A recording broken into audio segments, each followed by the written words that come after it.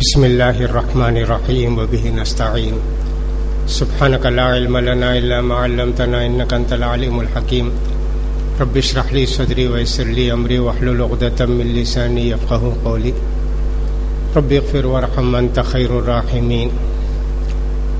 باب قوله تعالی ووصینا الانسان بوالدیہ حسنا. عن ابی عمرو الشیبانی قال حدثنا صاحب هذا الدار وأومى بيده إلى دار عبد الله قال سألت النبي صلى الله عليه وسلم أي العمل أحب إلى الله عز وجل قال الصلاة على وقتها قلت ثم أي قال ثم بر الوالدين قلت ثم أي قال ثم الجهاد في سبيل الله قال حدثني بهن ولو استزدته لزادنی. امام بخاری رحمۃ اللہ علیہ کی جو کتاب الادب المفرد ہے اس کا یہ پہلا باب ہے، پہلا سبق ہے. ادب کا تعلق انسان کو انسان کے ساتھ، انسان کا تعلق جانوروں کے ساتھ، انسان کا تعلق اللہ کے مخلوق کے ساتھ ہوتا ہے. اللہ کے ساتھ بندے کا جو تعلق ہوتا ہے وہ عبادت کا ہوتا ہے، وہ ہوتا ہے اعتقاد اور عبادت کا. لیکن اللہ نے دنیا میں جو مخلوق پیدا کر کے انسانوں کے ساتھ، انسانوں کو ان کے ساتھ کیسا سلوک اور برتاؤ کرنا چاہیے، یہ جو بتایا گیا اس کو آداب کہتے ہیں.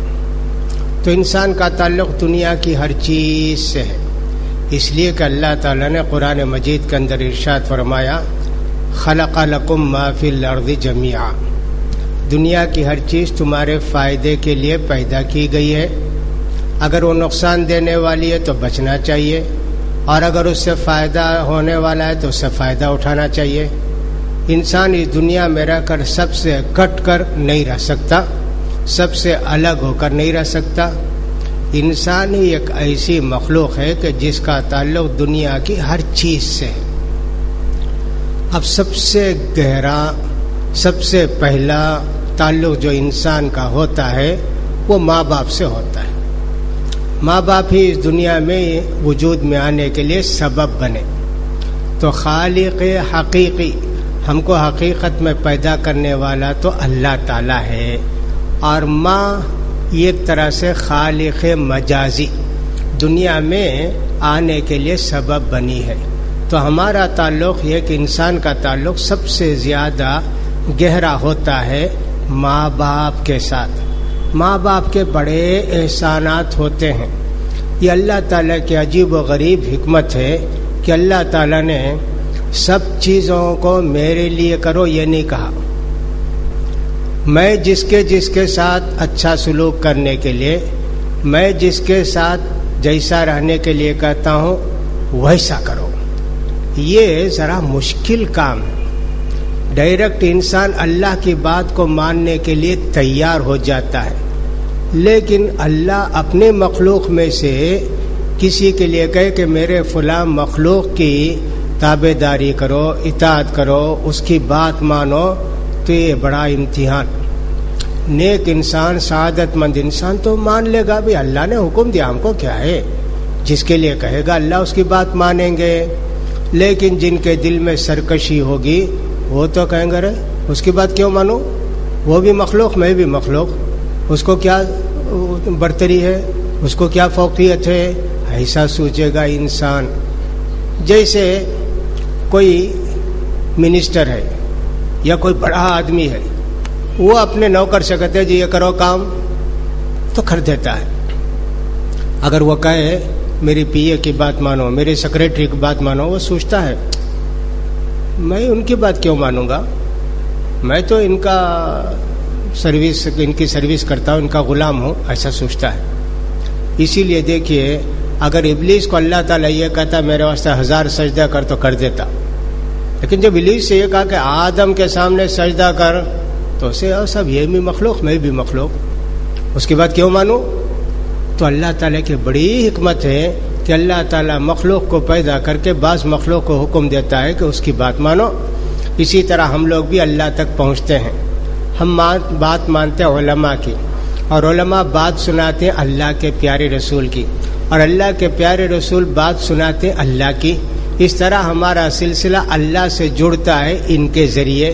لیکن یہی انسان اگر ہم کو اللہ کے رسول کے بجائے اپنی بات سنائے تو ہم کہیں گے نہیں، تم اللہ کے پیارے رسول کی بات سنو تو ہم ماننے کے لیے تیار ہیں، کسی اور کی بات تو ہم نہیں مانیں گے۔ لہذا انسان جو ہے مانتا ضرور ہے علماء کی بات، علماء کے ذریعے پیارے نبی تک پہنچتا ہے، اور پیارے نبی کے ذریعے اللہ تک پہنچتا ہے، لیکن یہ سب اللہ ہی کے حکم سے ہوتا ہے۔ تو لہٰذا سب سے قریبی تعلق دنیا کے اندر ایک انسان کا ماں باپ کے ساتھ ہوتا ہے۔ پیدا ہوتے ہی جن کے سامنے آنکھیں کھولتا ہے وہ ماں باپ ہی ہوتے ہیں۔ ماں ہی اس کو پالتی ہے، پوستی ہے، اور اس کی تربیت کا خیال کرتی ہے۔ اس لیے امام بخاری رحمۃ اللہ علیہ نے سب سے پہلے ماں باپ کے ساتھ کیسا سلوک کرنا چاہیے، کیسا رہنا چاہیے کہ انسان کو اس کے متعلق ایک آیت کا بھی ذکر کیا اور حدیث کا بھی ذکر کیا۔ تو معلوم ہونا چاہیے کہ ماں باپ انسان کے لیے سب سے زیادہ ادب کے، احترام کے مستحق ہیں۔ تقریباً اس الادب المفرد کے اندر جو صحیح حدیث ہے 32 حدیثیں، ماں باپ کی دعا، ماں باپ کی بد دعا، ماں باپ کے ساتھ کیسے رہنا، ماں باپ کے ساتھ کیا سلوک کرنا، اس سلسلے میں امام بخاری رحمۃ اللہ علیہ نے 30 سے زیادہ حدیثوں کا ذکر کیا ہے، مختلف انداز سے اہمیت سمجھانے کے لیے، ماں باپ کی بات کو ماننے کے لیے۔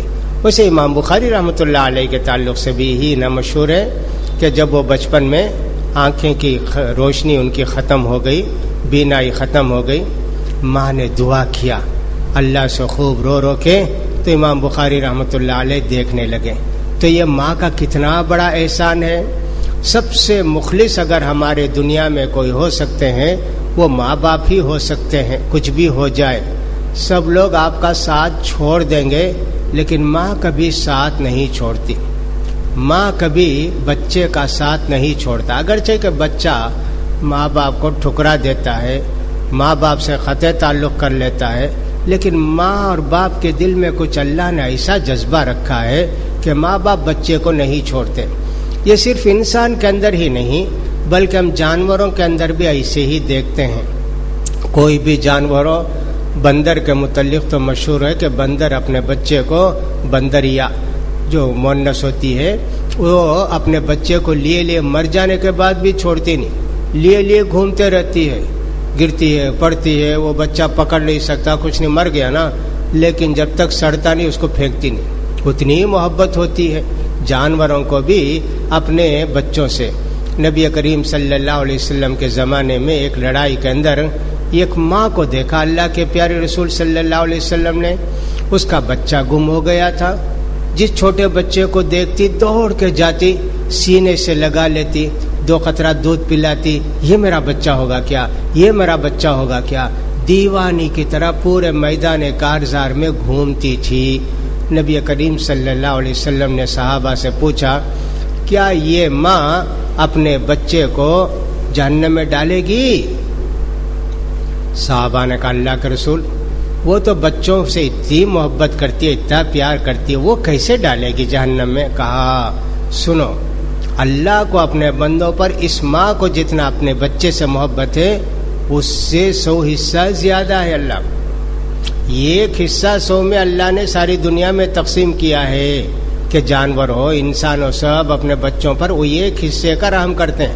اللہ تعالیٰ تو 90 پر 9 حصہ اپنے پاس رکھا ہے، وہ اپنے بچوں کو بلا وجہ بلا سبب جہنم میں نہیں ڈالے گا۔ تو معلوم یہ ہوا کہ بچے ماں باپ کی دعا سے ترقی بھی کرتے ہیں اور ماں باپ کی بد دعا سے زوال پذیر بھی ہوتے ہیں، ان کی اچھی زندگی ختم ہو جاتی ہے۔ اس لیے ماں کی بد دعا سے، باپ کی بد دعا سے انسان کو بچنا چاہیے، ماں باپ کی دعا لینے کی کوشش کرنی چاہیے۔ اس سلسلے میں مختلف حدیثیں حضرت امام بخاری رحمۃ اللہ علیہ نے اس کتاب کے اندر ذکر کی ہیں۔ فرمایا اللہ تعالیٰ فرماتا ہے وَوَصَّيْنَا الْإِنسَانَ بِوَالِدَيْهِ حُسْنًا، ہم نے انسان کو تاکید کی ہے کہ ماں باپ کے ساتھ اچھا سلوک کرنا۔ اب یہاں اللہ نے یہ نہیں کہا تمہارے ماں باپ اگر مسلمان ہو تو ان کے ساتھ اچھا سلوک کرو، تمہارے ماں باپ صحت مند تندرست پہلوان ہو تو ان کی خدمت کرو، یہ سب کچھ بھی اللہ نے نہیں کہا۔ ماں باپ ہے، غریب ہوں تو بھی، مالدار ہوں تو بھی، کالے گورے ہوں تو بھی، اور سب ظالم بھی ہوں، کچھ بھی ہوں، ماں باپ کی بات ماننا ہے، ماں باپ کے ساتھ اچھا سلوک کرنا ہے۔ اس لیے کہ ماں باپ کا تعلق ایسا ہوتا ہے، غصہ کہ ماں باپ کبھی کبھی بچے کو مار دیتے ہیں، پیٹ دیتے ہیں، سب ہوتے ہیں، لیکن دوسرے ہی منٹ میں اسی بچے کو گود میں اٹھا کے پیار بھی کرنے لگتے ہیں۔ ماں باپ کا کچھ تعلق ایسی ہوتا ہے، لہذا ماں باپ کے ساتھ حسن سلوک کی اللہ نے تاکید کی ہے۔ پہلے تو اپنا حق بتایا اللہ تعالیٰ نے، وَقَضَىٰ رَبُّكَ أَلَّا تَعْبُدُوا إِلَّا إِيَّاهُ وَبِالْوَالِدَيْنِ إِحْسَانًا، اللہ نے فیصلہ سنا دیا کہ اللہ کے سوا کسی کی عبادت نہیں کر سکتے۔ دوسرا فیصلہ بھی اللہ کا سنو، ماں باپ کے ساتھ اچھا سلوک کرنا چاہیے۔ کتنی آیتیں قرآن مجید کے اندر ماں باپ کے ساتھ اچھا سلوک کرنے کے تعلق سے اللہ تعالیٰ نے ارشاد فرمایا ہے۔ اب حدیث کے متعلق ذکر کرتے ہیں کہ صاحب عمرو بن شیبانی کہتے ہیں اس گھر والے نے مجھ سے حدیث بیان کی۔ اب وہ جو گھر والے صاحب ہی تھے اس کے متعلق ان کا نام تھا عبداللہ، ان کے تعلق سے کہتے ہیں انہوں نے مجھ سے بیان کیا، ایک مرتبہ میں نے نبی کریم صلی اللہ علیہ وسلم سے پوچھا، اللہ کے رسول، اللہ کو سب سے زیادہ پسندیدہ محبوب کام کون سا ہے؟ اللہ کے رسول، سب سے پیارا سب سے محبوب کام؟ نبی کریم صلی اللہ علیہ وسلم نے فرمایا وقت پر نماز پڑھنا یہ اللہ کو بہت پسند ہے۔ اس حدیث میں تو ایسے ہے وقت پر نماز پڑھنا، لیکن اللہ کے پیارے رسول صلی اللہ علیہ وسلم کے عمل کو دیکھا جائے ہمیشہ آپ نے پہلے وقت میں نماز پڑھی ہے، اگرچہ کہ نماز دیر سے بھی پڑھ سکتے ہیں، یعنی کہ مطلب یہ کہ ہر نماز کا وقت لمبا ہوتا ہے، 1 گھنٹہ، 1.25 گھنٹہ، پونا گھنٹہ، اتنا لمبا ہوتا ہے، لیکن جو ہی نماز کا وقت ہوا فوراً اذان دے دی جاتی تھی اللہ کے پیارے رسول کے زمانے میں، اور نماز قائم کر دی جاتی تھی۔ تو اس لیے بعض حدیث میں پہلے وقت میں نماز پڑھنا یہ اللہ کو بہت پسند ہے، لیکن یہ پہلے وقت کا جو لفظ ہے محدثین کہتے ہیں یہ صحیح حدیث سے ثابت نہیں ہے۔ نماز پر وقت پر نماز پڑھنا یہ تو بالکل صحیح حدیث سے ثابت ہے، لہذا یہ اللہ کو بہت پیارا بہت محبوب کام ہے۔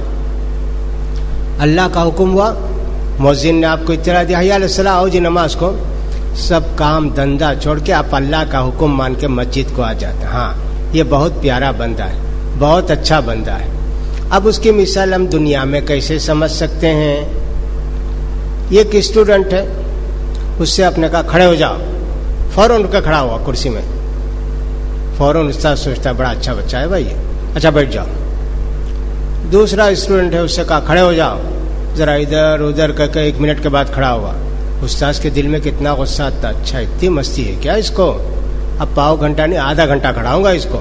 ویسے بولتے ہی جو کام کرتا ہے بندہ وہ سب کو پسندیدہ ہوتا ہے، سب کو محبوب ہوتا ہے۔ تو اللہ کی طرف سے اب بلاوا آیا مسجد سے، آؤ جی نماز کو، بندہ سارے کام چھوڑ چھاڑ کے نماز میں لگ جاتا ہے۔ اس لیے عورتوں کو بھی خیال کرنا چاہیے، نماز کا جو ہی وقت ہو جائے نماز پڑھ لینا چاہیے۔ بعض عورتیں اذان کا انتظار کرتے رہتی ہیں، اذان ہوئی نہیں ہمارے محلے میں کیسا نماز پڑھیں؟ معلوم ہونا چاہیے کہ جماعت کے لیے مسجد کے لیے اذان کا حکم ہے، عورتوں کے لیے نماز کا وقت ہو گیا تو نماز وہ پڑھ لینا چاہیے۔ 5, 10, 15 منٹ کی دیر ہو تو کوئی حرج کی بات نہیں ہے، لیکن صاحب ظہر کی نماز 2 بجے پڑھنا، 1:45 بجے پڑھنا، جبکہ آج کل ظہر کی نماز کا وقت 12:10 پر ہو جاتا ہے، تو کیوں اتنی دیر سے پڑھتے؟ لہذا اللہ کو نماز سب سے پسندیدہ عمل، اور نماز بھی اول وقت میں پڑھنا اللہ کو بہت پسند ہے۔ لہذا حضرت عبداللہ نے پوچھا کہ اللہ کے پیارے رسول سب سے پسندیدہ عمل اللہ کو کون سا ہے؟ تو آپ نے فرمایا الصلاۃ لوقتها۔ اس سے خود معلوم ہو گیا کہ بعض مرتبہ انسان کے دل میں جو شیطان آ کے وسوسے ڈالتا ہے، ذرا دیر کے بعد پڑھ لیں گے، ذرا فلاں کریں گے، خیر جماعت چھوٹ گئی تو کیا ہوا، الگ سے پڑھ لیں گے، گھر میں پڑھ لیں گے، یہ سب شیطانی وسوسے ہیں کہ انسان کے دل کے اندر نیکی کرنے کے لیے جو شوق ہے اس کو شیطان کم کر کے بھی ہمارا ثواب کم کرتا ہے۔ لہذا ہم کو چاہیے کہ پہلے وقت میں نماز پڑھ لیں۔ پھر حضرت عبداللہ نے پوچھا اللہ کے پیارے رسول اس کے بعد اللہ کو کون سا پسندیدہ عمل ہے؟ وہ تو اللہ کا حق ہو گیا نماز پڑھنا۔ اب دنیا کے اندر جو ہمارے تعلقات ہیں درخت سے، جانور سے، ماں باپ سے، انسان سے، پڑوسی سے، ان میں سب سے پسندیدہ عمل کون سا ہے اللہ کے پیارے رسول؟ آپ نے فرمایا بر الوالدین۔ دوسرا کام آپ نے بتایا بر الوالدین، ماں باپ کے ساتھ اچھا سلوک کرنا۔ اس کے اندر اچھی ساری باتیں آگے، اچھا سلوک کرنا۔ ماں باپ جس چیز کے ضرورت مند ہیں، جس خدمت کے محتاج ہیں، جس آرام کے محتاج ہیں، سب بیٹوں کو کرنا چاہیے، بیٹیوں کو سارے کام کرنا چاہیے۔ ماں باپ کے ساتھ اچھے سلوک کرنا، اچھا سلوک کرنا بہت بڑی بات ہے۔ یہاں بھی آپ نے دیکھا کہ اللہ کے پیارے رسول نے یہ فرمایا ماں باپ کے ساتھ، یہ نہیں فرمایا کہ مسلم ماں باپ کے ساتھ، اچھے ماں باپ کے ساتھ، نمازی ماں باپ کے ساتھ، ایسے کچھ نہیں فرمایا۔ اللہ تعالیٰ کے رسول صلی اللہ علیہ وسلم نے فرمایا ماں باپ کے ساتھ اچھا سلوک کرنا۔ اس سے معلوم ہوا کہ ہمارے ماں باپ جیسے بھی ہوں ان کے ساتھ اچھا سلوک کرنا چاہیے، ان کی خدمت کرنا چاہیے، ان کی ضرورتیں پوری کرنی چاہیے، جو جائز ضرورتیں ہیں ان کے آرام کا خیال کرنا چاہیے۔ اس سلسلے میں بھی بہت ساری حدیثیں ہم پڑھنے والے ہیں۔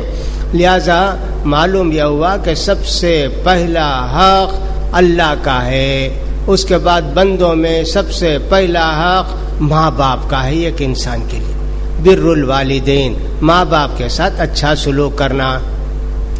پھر انہوں نے پوچھا اللہ کے پیارے رسول اس کے بعد کون سا عمل اللہ کو سب سے زیادہ پسندیدہ ہے؟ تو آپ نے فرمایا الجہاد فی سبیل اللہ، اللہ کے کلمے کو بلند کرنے کے لیے اللہ کے راستے میں جہاد کرنا، یہ اللہ کو بہت محبوب ہے۔ جو آدمی کا اپنے مال اور جان کو لے کے اللہ کے راستے میں نکلتا ہے، اللہ کا کلمہ بلند کرنے کے لیے، دین کی باتیں دوسروں تک پہنچا کر ان کو جنتی بنانے کے لیے، یہ عمل بھی اللہ کو بہت پسند ہے۔ اور سب سے زیادہ پسند عمل یہ ہے کہ انسان اسی راستے میں اپنی گردن بھی کٹا دے، اپنی جان بھی، مال بھی قربان کر دے، ضرورت پیش آئے، تو اس کا ثواب تو اللہ کے یہاں بہت زیادہ ہے۔ اس کو کہتے ہیں شہادت، کہ اللہ کے یہاں سب چیز کا بدلہ انسان کو قیامت قائم ہونے کے بعد ملتا ہے، لیکن شہید کو تو مرنے کے ساتھ ہی بدلہ مل جاتا ہے، لیکن اصلی بدلہ اس کو بھی قیامت کے بعد ہی ملے گا۔ اس لیے کہ شہید کی روح پرندوں کی شکل میں جنت میں گھومتے رہتی ہے، جہاں چاہتی ہے جو چاہتی ہے یہ پرندوں کی شکل میں روحیں کھاتی ہیں۔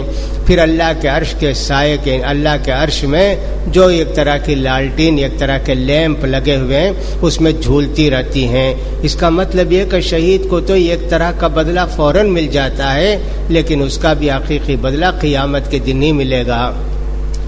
دوسری بات ہم کو یہ بھی سمجھ میں آئی کہ صاحب جہاد سے ماں باپ کی خدمت جہاد سے بھی بڑھ کر ہے۔ اگر ایک طرف جہاد ہے، دوسری طرف ماں باپ کو خدمت کی ضرورت ہے، کیا کرنا چاہیے؟ ماں باپ کی خدمت کرنا چاہیے۔ جہاد چھوڑ دیں گے۔ جہاد دو طرح کا ہوتا ہے، ایک تو ہے جہاد عام، امیر المومنین نے کہا پورے لوگ چلو جی بستی سے، ایک آدمی بھی نہیں رہنا، یہ جہاد فرض عین ہو گیا۔ اب ماں باپ کی خدمت کرنی صاحب نہیں، اب تو سب پر جہاد فرض ہو گیا۔ جیسے نماز کو آتے وقت کوئی کہے کہ صاحب کیا نماز کو جاتے جی گھر میں پڑھ لو، نہیں یہ تو فرض ہے جماعت میں جانا، اتنی دیر میں تو میں نماز پڑھ کے آ جاؤں گا۔ تو اس طرح جہاد اگر فرض عین ہے، ہر ایک آدمی پر فرض ہو جاتا ہے، جب ماں باپ کی خدمت سے افضل جہاد ہے۔ لیکن جہاد ایسی جو آنا چاہتے ہیں آؤ بھائی، اب جہاد کا بہت بڑا ثواب ہے. آدمی یہ سوچ کے کہ صاحب جہاد میں تو اتنا بڑا ثواب ہے نا, چلو جہاد کو چلے جائیں گے, ماں باپ کی خدمت بعد میں کر لیں گے. نہیں, ماں باپ کی خدمت افضل ہے. جہاد کامن کون کون آنا چاہتا ہے بھائی, ایسا بولے تو جس کو کہتے ہیں فرض کفایہ. نماز کو کہتے ہیں نا, نماز جنازہ کو فرض کفایہ.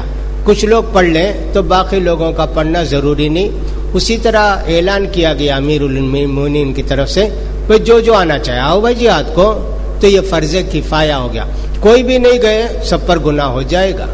تو لہذا ماں باپ کی خدمت جہاد سے بھی افضل ہے, اور جہاد سے مراد یہاں جہاد کفایہ ہے.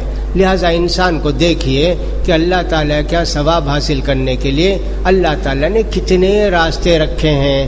تو یہ 3 سوال کی حضرت عبداللہ نے اللہ کے پیارے رسول صلی اللہ علیہ وسلم سے. اگر پوچھتے جاتے سلسلہ ختم نہیں ہوتا نا. اس کے بعد ایسے پوچھتے جائیں گے. لیکن یہ ایک اسٹوڈنٹ کا ادب نہیں ہوتا کہ استاذ کو پریشان کرے, استاذ کو تکلیف میں ڈالے. ضرورت پوری ہوگی تو وہیں اسٹاپ. بعض لوگوں کی عادت ہوتی ہے, ستاتے رہتے ہیں, جن کو بولتے نا پوچھتے جائیں گے, سلسلہ ختم ہی نہیں ہوتا. ہماری کلاس میں ہمارے استاد جو پڑھاتے تھے ان کا بچہ رہتا تھا.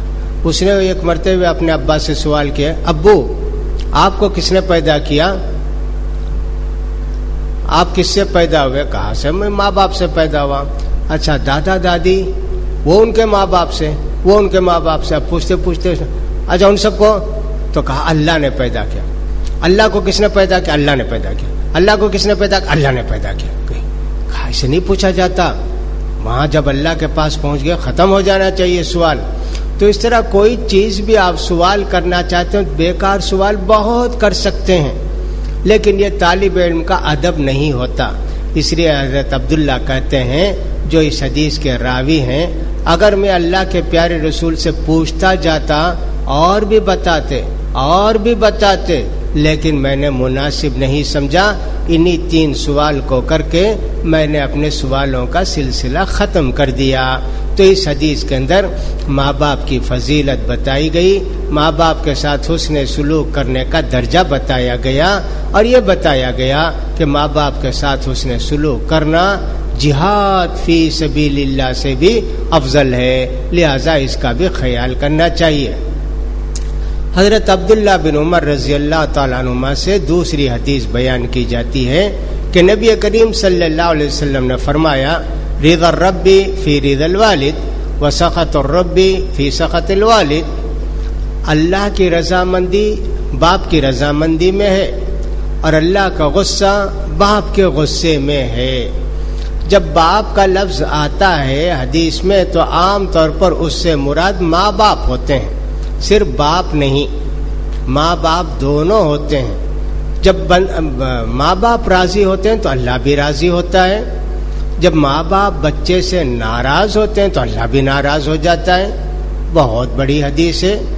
لیکن یہ اللہ کی ماں باپ کی ناراضگی اور رضامندی کیوں ہے یہ دیکھنا چاہیے. ماں باپ کبھی ایسے ہوں گے بچے کو کسی غلط بات کا حکم دیں گے, آپ نہیں کیے تو ماں باپ کو غصہ آئے گا. تو اس غصے سے اللہ کو غصہ نہیں آئے گا. یہ غصہ جو ماں باپ کو آیا وہ ناجائز غصہ تھا. البتہ ماں باپ اپنے بچے سے کسی جائز کام کے لیے کہیں اور بچہ وہ جائز کام نہ کرے تو ماں باپ کو غصہ آئے گا تو اللہ کو بھی غصہ آئے گا. تو لہذا یہ جو بتایا گیا کہ صاحب باپ کی رضامندی میں اللہ کی رضامندی ہے, یعنی باپ اور ماں بچے سے راضی رہتے ہیں, خوش رہتے ہیں, تو اللہ کو بھی خوشی ہوتی ہے. یہ ہم نے بتایا جائز اور نیک کاموں میں, ناجائز کاموں میں نہیں. تھوڑی دیر کے لیے ایسے سوچ لیں, کسی کے ماں باپ مشرک ہیں, انہوں نے کہا بھی درگاہ جانے کے لیے کچھ نذرانہ لے جانا ہے, کچھ اگربتی لاؤ اور کچھ موز لاؤ, فاتحہ دلانی ہے. بچے نے کہا ابو یہ نہیں کروں گا میں, غلط کام ہے. گھا لیجئے, ڈانٹے, بولے बेहुदा, फलां, जाहिल, नाराज हो गए ना बहुत। लेकिन बच्चा शिर्क के काम से माँ बाप को रोका। अल्लाह माँ बाप के नाराज हो जाने से नाराज नहीं हो जाएगा ना। बच्चा तो नेक काम किया, अब उसके लिए दलील कि साहब बच्चा अपने माँ बाप की बात गलत हो तो नहीं मानना चाहिए। कहा है ना, ला ताअत लि मखलूकिन फी मासियतिल खालिक। अल्लाह की नाफरमानी के लिए कोई भी कहे, माँ बाप कहें, रिश्तेदार कहें, उनकी बात नहीं माननी चाहिए। खुद हमारे प्यारे नबी ने फरमाया है, जिस प्यारे नबी ने हमको ये बताया कि माँ बाप राजी हो तो अल्लाह राजी, माँ बाप नाराज हो जाए तो अल्लाह नाराज, उसी प्यारे नबी ने हमको ये भी बताया कि तुम्हारे माँ बाप अगर किसी अच्छे नेक बात का हुक्म दें तो उसको मानो, यही तुम्हारे बाप बाप अगर गलत काम का हुक्म दें तो मत मानो। सूरह लुक़मान के अंदर भी अल्लाह ने कहा, वइन जहादका अला अन तुश्रिका बी मा लैसा लका बी इल्म फला तुतिअहुमा। देखो ये तुम्हारे माँ बाप अगर तुमको शिर्क करने के लिए कहें तो नहीं करना चाहिए शिर्क, हरगिज माँ बाप की बात नहीं मानना चाहिए। वो अल्लाह ने जो हुक्म दिया कि तुम्हारे माँ बाप मुशरिक भी हों, काफिर भी हों, उनकी बात मानो, उसी अल्लाह ने फौरन ये भी कह दिया कि शिर्क करने के लिए तुम्हारे माँ बाप कहेंगे तो उनकी बात नहीं माननी चाहिए। इसलिए माँ बाप की बात यकीनन माननी चाहिए जो जायज़ हो, ठीक हो। माँ के साथ खुसूसियत के साथ अच्छा सलूक करना। माँ और बाप दोनों ही बच्चे की परवरिश में, बच्चे की पैदाइश में हिस्सेदार हैं। बगैर बाप के हजरत आदम अलैहिस्सलाम पैदा हुए, हजरत हव्वा अलैहिस्सलाम पैदा हुई, हजरत ईसा अलैहिस्सलाम, वरना तो इसके अलावा जितने लोग हैं माँ बाप के जरिए पैदा हुए। लेकिन बाप का काम तो बच्चे को पेट में रख कर पालना, दूध पिलाना और उसकी परवरिश करना, उसको जन्ना, ये नहीं है, ये तो माँ का काम है। इसीलिए देखा जाए तो ऐसे मालूम होता है कि माँ का दर्जा 3 हिस्सा बड़ा है बाप से। इसीलिए हम देखते हैं कि नबी करीम सल्लल्लाहु अलैहि वसल्लम के पास बहस बिन हकीम अपने वालिद से रिवायत करते हैं कि उनके वालिद हकीम बिन निज़ाम ने आके कहा, अल्लाह के रसूल, मेरे हुस्न सुलूक का सबसे ज्यादा मुस्तहिक कौन है? दुनिया में वो कौन सी मखलूक है कि मैं सब कुछ उसके लिए कुर्बान कर दूं, उसकी खिदमत करूं, उनकी बात मानूं, सब करूं? कौन है अल्लाह के रसूल? कहा, उम्मा का, तुम्हारी माँ के साथ अच्छा सलूक करो जी। हो गई ना बात। अब उन्होंने पूछा, फिर अल्लाह के रसूल? अल्लाह के प्यारे रसूल ने फिर भी फरमाया, उम्मा का, तुम्हारे माँ के साथ बेहतरीन सलूक करो जी। अब फिर उन्होंने पूछा, अल्लाह के रसूल उसके बाद? कहा, उम्मा का। 3 मरतबे आपने फरमाया, तुम्हारी माँ के साथ अच्छा सलूक करो, तुम्हारी माँ के साथ अच्छा सलूक करो, तुम्हारी माँ के साथ अच्छा सलूक। 4थी मरतबे जब उन्होंने पूछा तो प्यारे नबी ने फरमाया, तुम्हारे वालिद और तुम्हारे करीबी रिश्तेदार हैं, उनके साथ बेहतरीन सलूक करो। तो 3 मरतबा आपने जिक्र किया, उम्मा का, उम्मा का, उम्मा का, तुम्हारी माँ के साथ, तुम्हारी माँ के साथ, तुम्हारी माँ के साथ। इसलिए मुहद्दिसीन ने लिखा है, 3 फजीलत माँ को या 3 दर्जा माँ को बाप से बढ़कर क्यों है? कहा कि ये तो इसलिए कुरान मजीद खुद कहता है, माँ अपने बच्चे को पेट में बड़ी तकलीफ परेशानी के साथ रखी, उठते हुए, बैठते हुए, चलते हुए कितनी एहतियात करनी पड़ती है। जितना माँ खुद को बचाती है उससे ज्यादा अपने बच्चे को बचाती है। कोई मारने के लिए आएगा तो माँ सर दे देगी लेकिन पेट नहीं देगी। पेट में अगर बच्चा है तो बच्चे को बचाने की फिक्र माँ को ज्यादा होती है। हमलतु कुरहा, बड़ी मुश्किल के साथ माँ ने पेट में रख के उसको संभाला, یہ ایک درجہ یہ ہوا. اور یہ 1-2 دن کی تکلیف نہیں، جو ہی بچے کے جان میں اور اس میں جسم میں جان پڑ جاتی ہے وہیں سے بچہ حرکت کرنے لگتا ہے ماں کے پیٹ میں، اور ماں کو اسی وقت سے کبھی خوشی ہوتی، کبھی تکلیف ہوتی، کبھی پریشانی ہوتی. اس طرح 7.5 مہینے سے زیادہ اس کو اٹھائے ماں چلتی پھرتی رہتی ہے. یہ کوئی معمولی اجر و ثواب نہیں ہے کہ یہ 1 درجہ اس لیے زیادہ ہے ماں کو. پھر اس کے بعد وضعت کرہا، جنتے وقت کتنی تکلیف ہوئی، کتنی پریشانی ہوئی. ہر آدمی یہ سوچتا ہے کہ پتہ نہیں دونوں میں سے کون بچے گا کون مرے گا، دونوں بچیں گے دونوں مر جائیں گے. کس قدر تکلیف اٹھا کے ماں اس بچے کو جنتی ہے. یہیں سے ختم ہو گیا کیا؟ نہیں، تیسرا مرحلہ آتا ہے اس کو دودھ پلانے کا.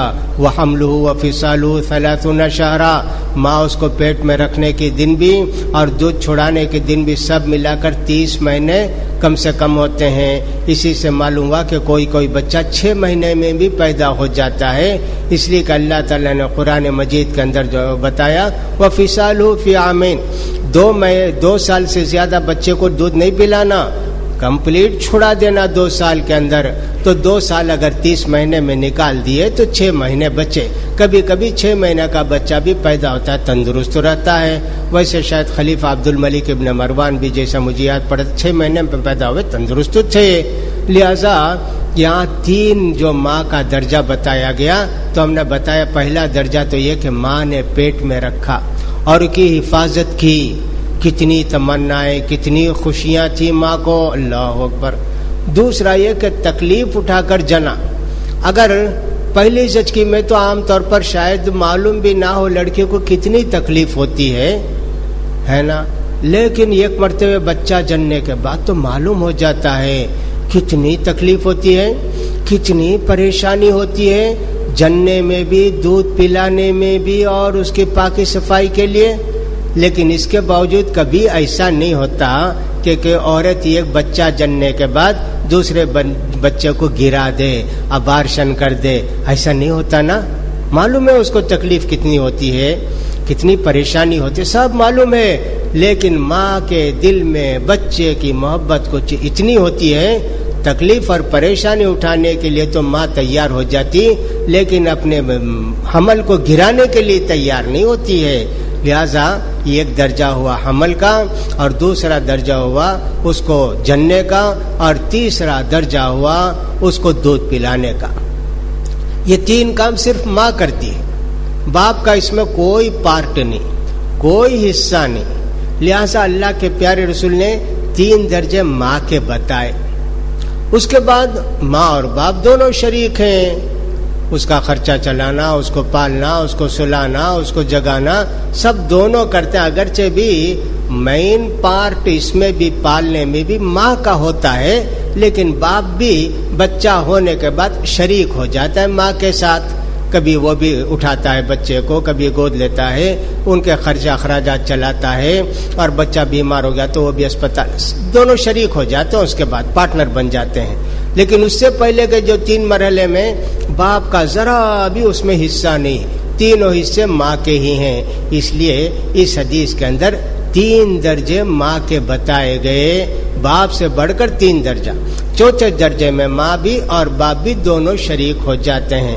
اس طرح 3 حدیثیں آج کے درس میں ہم نے پڑھی جو ماں باپ کی خدمت کے سلسلے میں، ان کے حسن سلوک کے سلسلے میں بیان کی گئی ہیں. اور تقریباً 29 حدیثیں، 20 پر 9 حدیثیں بھی ہیں جو ماں باپ کے خدمت کے تعلق سے، ان کے دعا اور بددعا کے تعلق سے ذکر کی گئی ہیں. انشاءاللہ ان کو آئندہ پڑھنے کی کوشش کریں گے. اللہ رب العزت سے دعا ہے کہ اللہ تعالیٰ اولاد کو نیک اور صالح بنائے اور ماں باپ کے مطیع اور فرما بردار بنائے. اللہ تعالیٰ سب کو جنت نصیب فرمائے. وآخر دعوانا ان الحمدللہ رب العالمین.